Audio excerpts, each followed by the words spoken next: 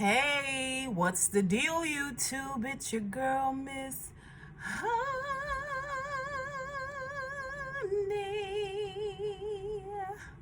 Welcome back to the channel, you guys. It is your girl, Miss Honey, in with another video. This would be the second installment of my series Reality and Review, where I just come in and talk about a couple of 2-3 stories, not everything that you're seeing in the blogs. We have a lot of recappers who do individual videos about the stories that I'm going to talk about, or they do a weekly series where they discuss a whole range of topics and things that are the most popular, things that their subscribers have been reading, that's been trending for them. They want them to talk about it. They talk about it. I watch a lot of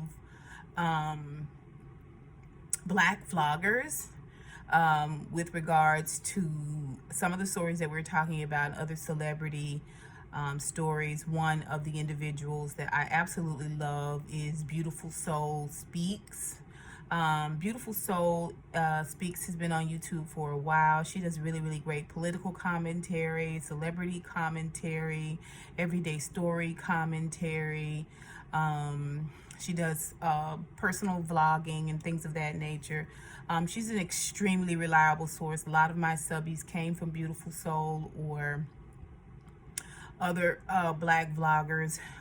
Some of you who may not know, Beautiful Soul is an excellent resource if you want to stay up on your political game. I'm going to put a link down below because one of my stories I actually got from her. Of course, I've been following it on social media, but as a point of reference, because I don't read the articles out loud. I used to do it. I just find that I'm already kind of deliberate with my conversation. It kind of makes things longer for me because I've not learned the art of narrowing down my conversations. Those of you who are here for the details and the banter. That's what you're here for, but I get my stories from her, and one of the other stories that I'm going to talk about I've gotten from another YouTuber who is another reliable source with great commentary. She doesn't do political leanings, but she does like church, the church celebrities, well-known pastors, and things that are going on in their church, things that's happening there, as well as she does a lot of celebrity conversation. That's Lailah Lynn. And I'll put a link to her channel down below. I watch a lot of Black YouTube as it pertains to commentary, political news, conscious awareness, that type of thing. My catalog of things that I watch is very diverse, but I like reliable sources. So everything that I'm talking about, I'm gonna link those reliable sources below so you guys can go in and read the finer details or listen to the finer details of the story down below. Both Lailah and Beautiful Soul do a really great job of adding links and locking you into where you can find direct, clear, concise articles. So you guys go and check them both out. Okay, having said all of that, let me just ask you, if you are new to my channel, you're looking for a new tribe or a new channel to add to your repertoire, I would love to have you as a member of my tribe and join Miss Honey and the Honeybees. Okay, hit the subscription button, hit the notification bell next door to the subscription button. Don't forget the thumbs up button. Everybody knows that's like saying, hey, Miss Honey. Also, comment down below. So the first story that I want to talk about is this Karol Sanchez situation. And unless you've been under a rock, then you know about the Karol Sanchez story. This is a 16-year-old young lady who was, allegedly kidnapped or supposedly kidnapped off of a Bronx street. Now, She was with her mom at the time, and the individuals that kidnapped her or took her pushed her mom down to the ground. You know, it was a grainy video, but it didn't look like they gently laid her down. Let me just say that. And from what I understand, it was 4 gentlemen, 2 that stayed in the car that I think were younger gentlemen, and 2 gentlemen that got out to pull Karol, push her mom away, and get Karol into the car. Then we see where, you know, her mom kind of flails after the car. The car continues on and speeds off, and we see it from the rear, and we see a forward view of the entire situation. So not long after that, I mean, I don't think it was a good 72 hours, and I may just be generous with that number, that they located her. They don't really say how they located her. Probably a cell phone, probably a license plate or something like that. You know, they just have ways of doing things. And I'm sure her mom was pretty distraught about her being kidnapped, how things were done, her daughter being basically pulled out of her grasp. I'm sure, all things being equal, you know, and I'm sure she was pretty upset about it. So they locate the girl and get her, and there was this huge sort of spread across social media about who she was, her size, build, hair, the works, pictures of her, you know, this plea to get her back. So of course, when they found her, everybody was saying they found her, they located her. The thing that I noticed more than anything was that when we see the video of her kind of walking out of the police station, and her mom and a larger gentleman kind of trying to hold her up, she really didn't seem like she wanted to be touched. She seemed like she didn't want to be there. Now, she, you know, she had been through, you know, supposedly this really traumatic situation. I'm not going to say supposedly. I think it was traumatic no matter what. So she had gone through this traumatic situation, and one can argue that she had this disposition on her face, this disposition in her body, and this look on her face that was indicative of someone who had been through this traumatic experience.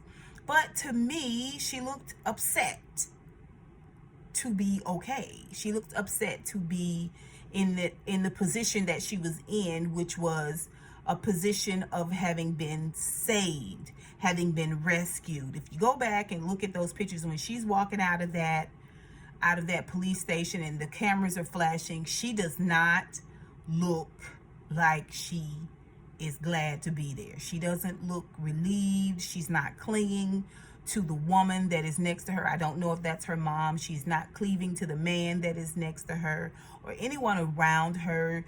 She's not just trying to get to the car so she can catch her breath. She has a very sour look on her face. So for me, that was the first clue. Now, at this time, I hadn't seen the kidnapping on video. I had just seen all of the pleas for her return. So,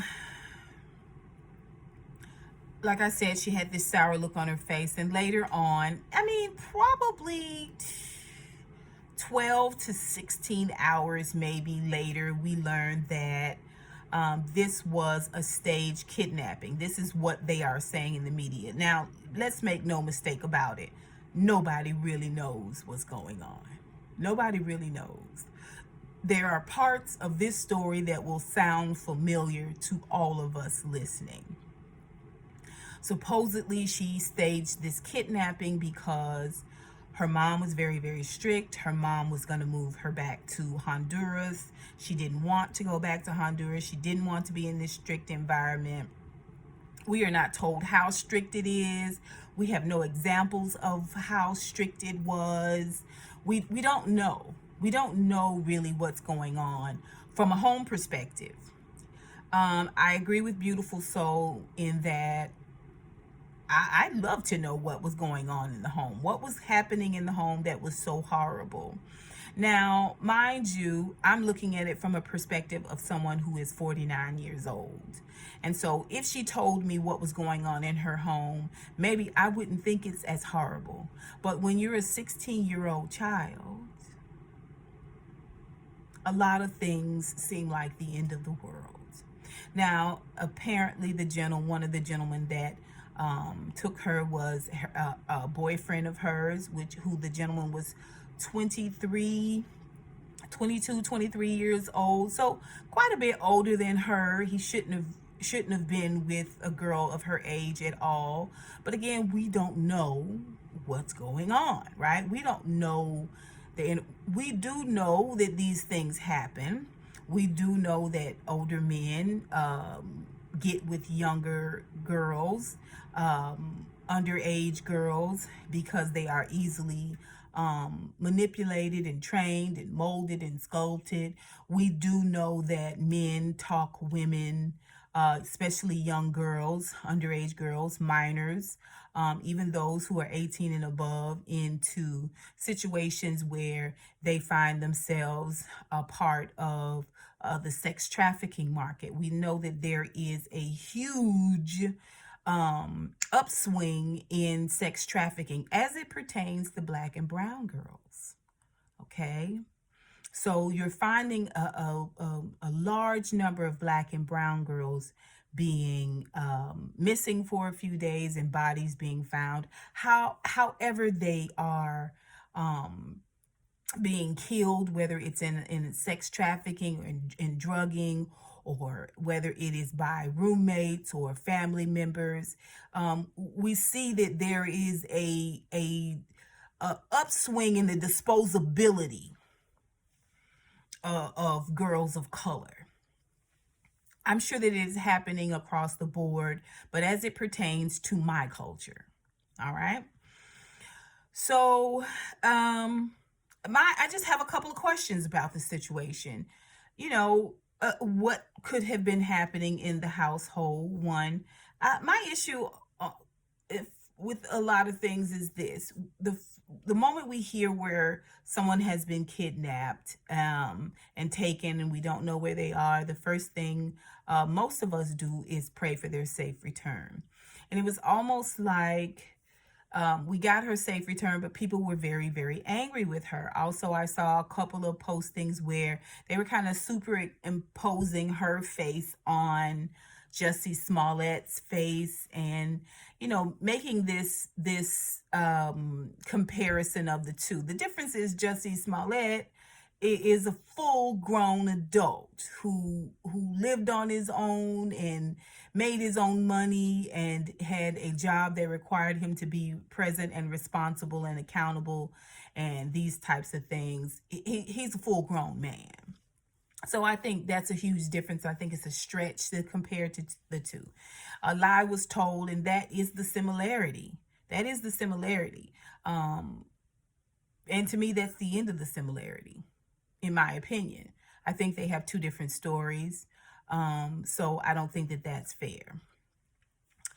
But like I said, you pray for people's safe return, and then we get them back, and we miss the greater point, which is they were returned.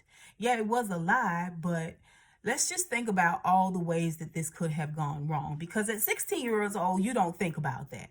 You don't really think about that. You think that you have the greatest plan, this foolproof plan to get things done. And if you're with someone who is not that much more brighter or experienced than you are, 23 isn't the same as 33 or 43. You don't have as many miles of experience. And you, as you get older, you move into a more cautious stage of mind. Excuse me. So, this plan probably seemed brilliant, right? But it was really a dumb plan. Like, I hear people saying she knew what she was doing. No, she didn't. No, she did not. She could not possibly have known what she was doing, because she could have slipped away. Maybe her household was too strict. She could have slowed down to tie her shoestring, to make an adjustment. She could have told her mom she wanted to run in the bathroom and went out the back way. She could have. She could have done any of these things. I mean, how did they know where she was? She obviously maybe had some conversations with them. Maybe they talked her into doing this. Maybe they were taking her and kidnapping her. And when it was all found out, maybe she took the blame for the story. We don't really know what's going on. But what we do know is here is a plan that was not very well thought out. First of all, she had no thought of her mother at all. Good, bad, or indifferent, being pushed down on the ground. There are people that are pushed down, they fall wrong, and they never get back up. They die where they lay. Or they lay in a coma for a while and then die because of their head injuries. Okay, so she could have thought that she was doing what was right and she was going to go and be with her man, but she didn't put into place the fact that all she had was the clothes on her back.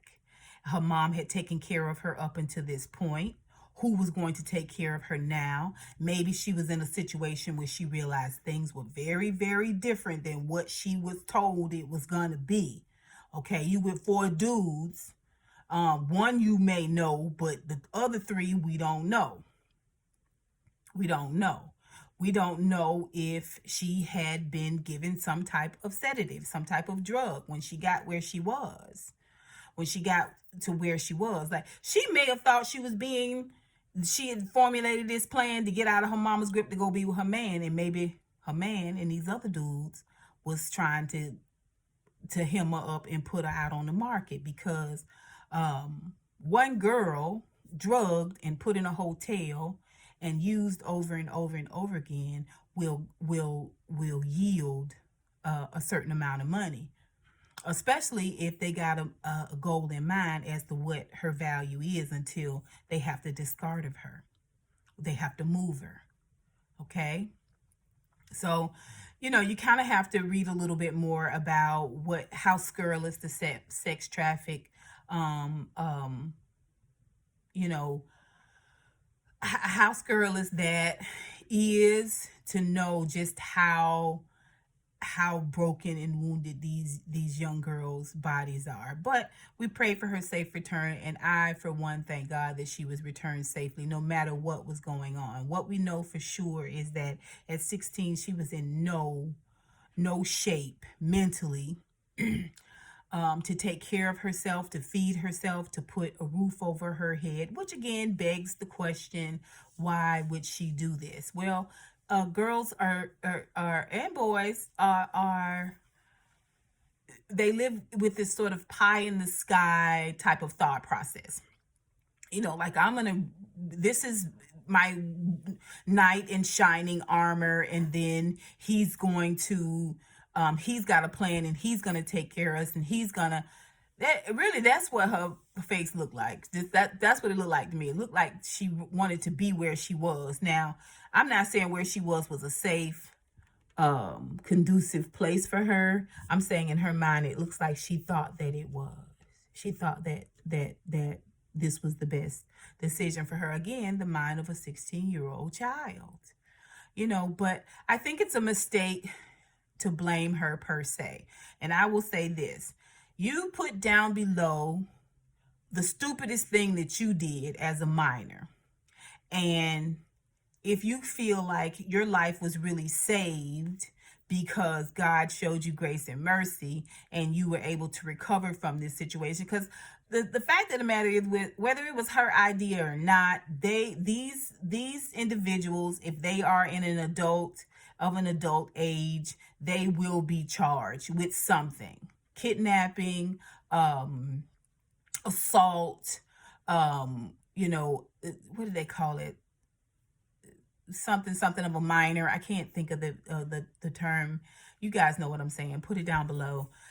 Something. They're going to be charged something. What is it that's going on that you can talk 4 people into participating in your own kidnapping? Nobody in the car thought, no, you won't get me caught like that. Wasn't it really any money involved in it, unless, of course, they were going to use her in the sex trafficking trade. They were going to pimp her out. I mean, it seemed like the dumbest plan. And for me, that is the greater issue, that it was such a poorly thought out plan. Like I said, she could have just disappeared. She could have just been one of hundreds of runaways. By the way, even kids who run away voluntarily find themselves into these sex traps. It's really bad out there, especially for young girls. It's bad out there. Again, I'm glad that she's back home. She's safe and sound. I'm not blaming her.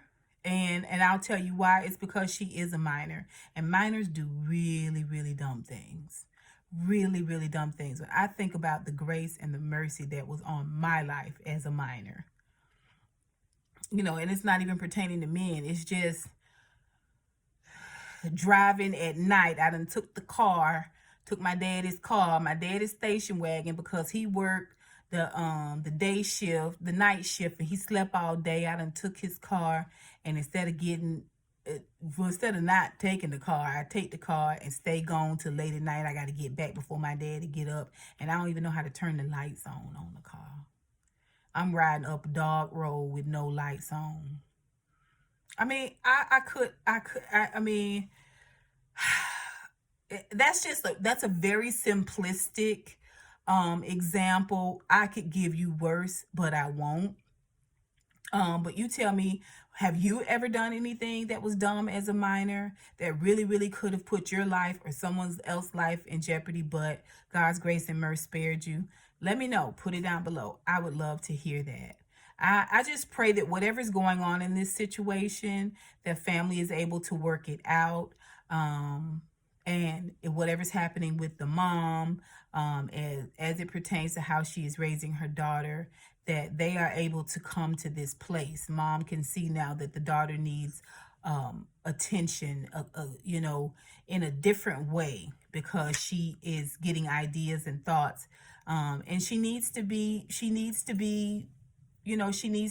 someone needs to come alongside her. Someone needs to come alongside her and guide her, not strong arm. I saw a horrible video, on Twitter. Some of you guys may have seen it, where this young girl, and I mean, the young girl looked like she was in middle school. I mean, she was a thin little girl, and she was in the corner, and she had her legs and arms folded up, but you can just tell by her wrists and her ankles that she was a small frame girl. And this woman that was beating her with 2 frying pans. She had one frying pan in the left hand that she was just holding, and then she had another frying pan in the right hand. Now, mind you, they weren't cast iron skillets. You can't wield a cast iron skillet that easy, okay? Unless you musculate it, you can't do it. All right, so these were your standard frying pan, but she was just whapping this girl across the head and the hands and the thigh, because the girl, part of her body was against the wall.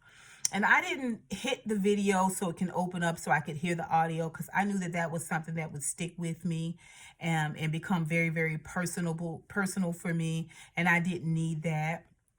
It just upset me so much, because it just seems like we have no value, even in our own homes.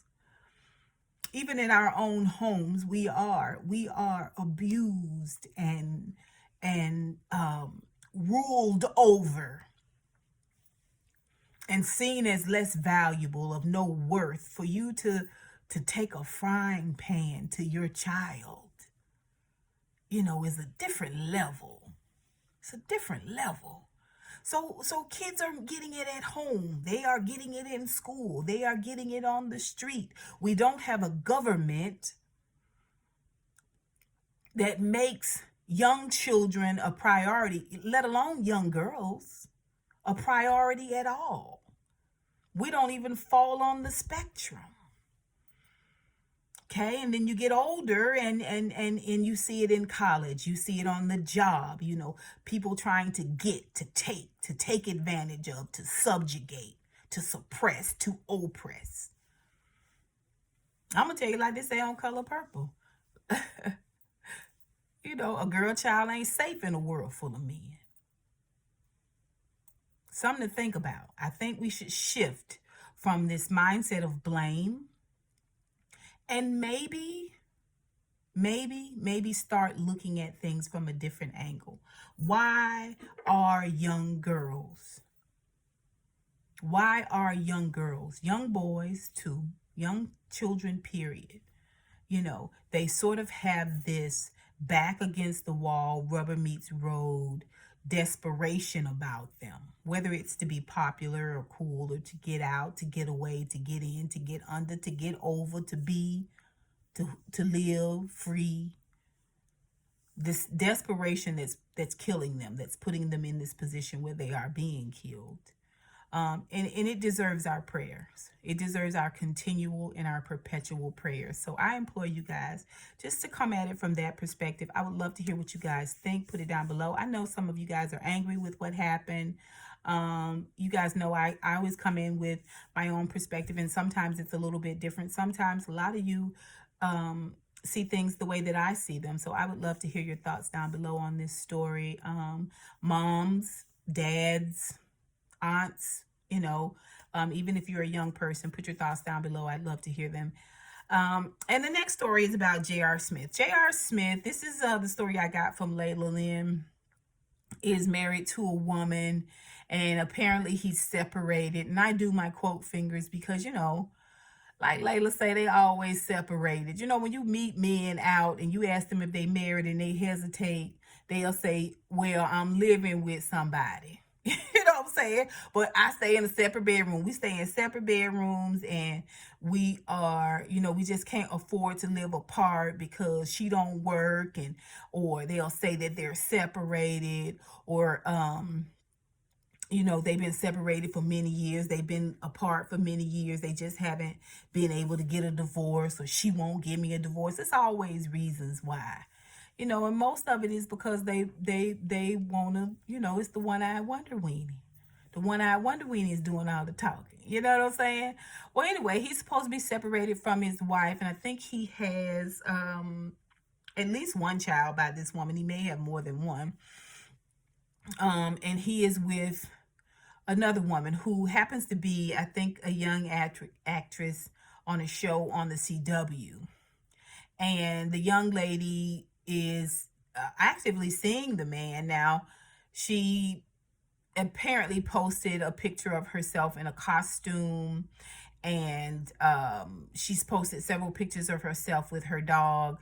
Well, then they see, not only did he comment on the costume, but we see where he's out walking what looks like the same dog as what she has.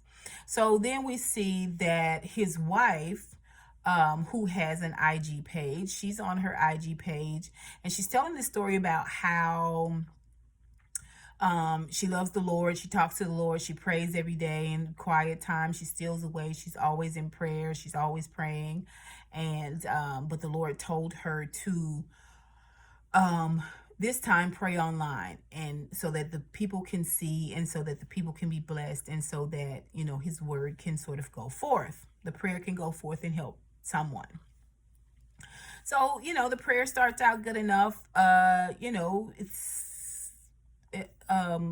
repetitive in parts, but for the most part, she is praying for him. She is praying for him that the Lord will cover him and protect him, and give him the wisdom to move and operate in business. I'm not sure what team he played for. It looks like the Cavs. I just see a little bit of his uniform. I'm not really sure. But and then, after she prays for him, she prays for her children, and she gets kind of choked up when she talks about protecting her children.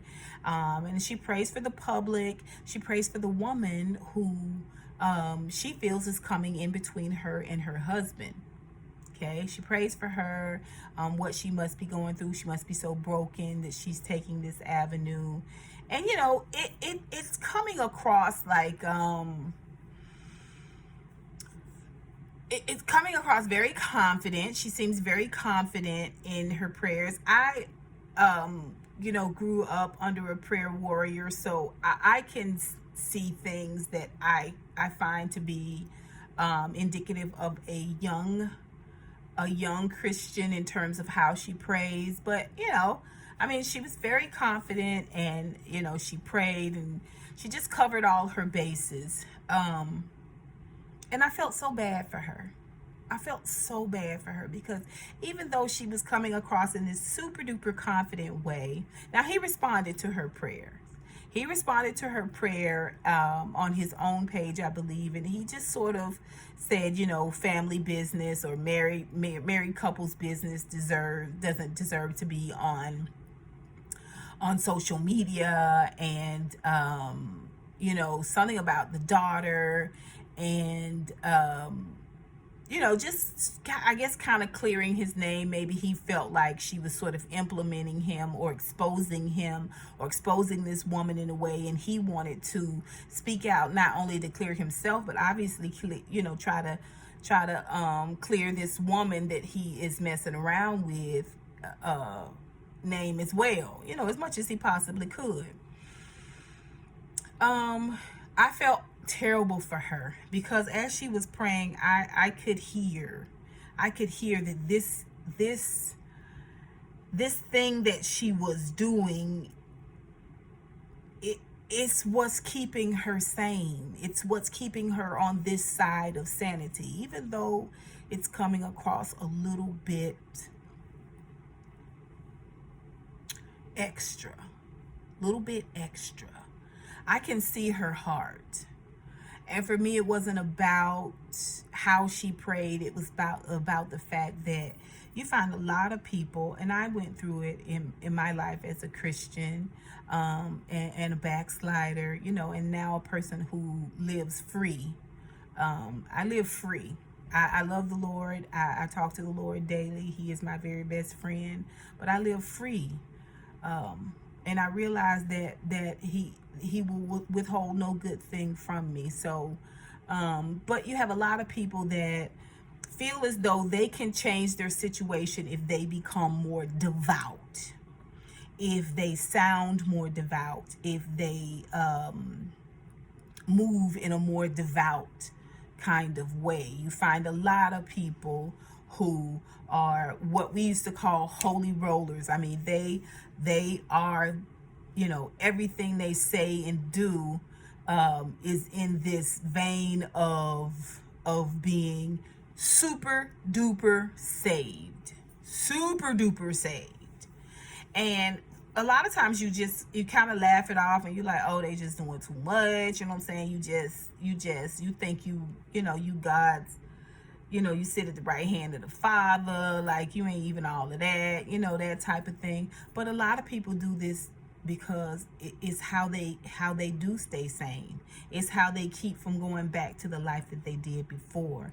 But for a lot of people, this is how they barter with God. I will be, and I will do, and I will act more devout, more dedicated to you than anything on this earth. And in return, you will return my husband.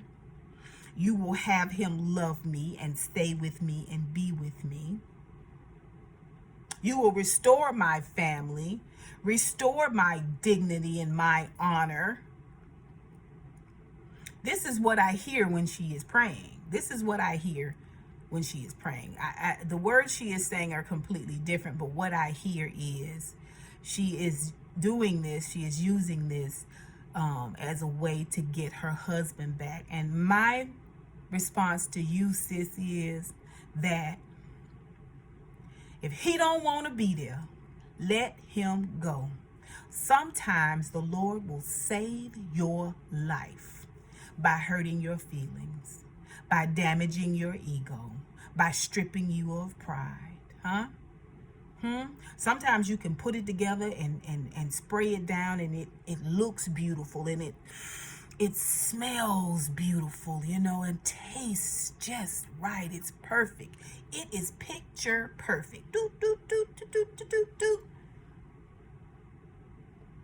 Okay? But when it's a matter of life and death, he will shatter it and shake it up and strip it away from you. And we claw and grapple to hold on to the very thing that is killing us, that is holding us back, that is keeping us from our true purpose, true success, true happiness. Release him. Release him and let him go, sis. Let him go. Let him fly free. If the grass is greener over there for him, let him go. Let him eat. And you take your emotions and your hurt feelings and you keep moving. Left foot, right foot, left foot, right foot.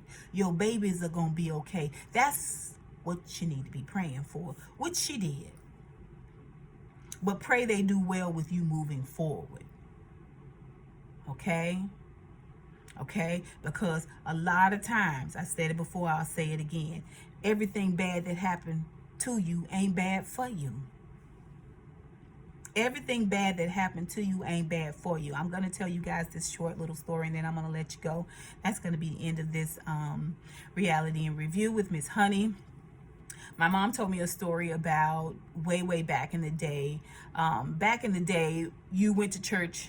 If you had revival, you went to church 2-3 times a day. You were in church all Sunday morning, and maybe you had a little moment to go home or to go eat or whatever, and then you would go back to church. And my mom told me the story about a woman who had a husband. She was saved, but he was not saved. Now, what we think of as saved is someone who has received Jesus Christ as their Savior, spoke in tongues as the Spirit of God gives utterance, and has been baptized in the name of the Father, the Son, and the Holy Spirit. Okay, so that's what we consider to be saved in my religion, back when I was, in holiness, Pentecostal. And so you also didn't miss church. Okay, and especially if you felt like the person that was there that was preaching had a word for you and you needed a word, you was making your way back to church hoping that the Lord would speak to that person and speak directly to you. So she tells her husband she's going back to church. He tells her she is not going back to church.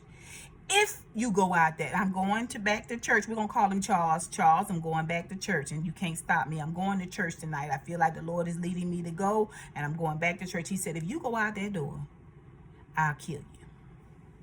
She goes anyway, goes to church. I'm sure she thought about it in church. Maybe not. Maybe she was in that moment, in that divine moment where you and the Father are conversing and talking, and he downloaded in her and she had no cares or no thoughts about what was going on at all. Or maybe she stood there, and even though she prayed and she cried and she worshiped and she danced in the Spirit, she was still concerned about what her husband would do. If not kill her, maybe beat her within an inch of her life. Okay, I'm sure one of those two things was happening, one of those two scenarios. So my mom tells me how she gets home and she opens the door to the house, and when she opens it, he is sitting in a chair in front of the door with a shotgun across his lap, head down, dead. He died right there. Every intention of killing her, one way or another, with the butt of the gun or bullet from the gun. He had every intentions of killing her. Sat there waiting on her, didn't want to miss a moment. As soon as she walked in, it was going to begin. And where he sat, he died. When I think about it, it gives me chills. But the same story is something that gives me fervor. I never hold on to that which does not want to be held on to. I never go back to a place where I have been my most broken, my most wounded, my most hurt, my most discarded. I never go back and eat that which I have thrown up. I do not. Because I realize that God will use pain and agony, dismay, disgust, a broken ego, broken pride, even a broken body to free you if you will just let it go. Okay? And that is I know she will never see it, but for me, I feel like a form of talking and storytelling and imparting is a form of prayer for me. And so I believe that what I'm saying goes out not only to you to help you, but I believe that God means it for her as well. And so I pray on her behalf. I intercede on her behalf. Let it go, sis. Let it go. Let him go. Your happy is waiting on you if you will let this pain of this man go. Okay, you guys, that is it for me. Y'all tell me what you think about the stories that I've talked about. I will put both Lailah Lynn's vlog down below, link down below, and Beautiful Soul. You guys definitely check out Beautiful Soul. I'm sure she's going to keep us completely up to date and informed on what's happening with these impeachment hearings. We need to stay on top of that. Y'all remember to vote. And until next time, honeybees, mwah, mwah, mwah, I holla.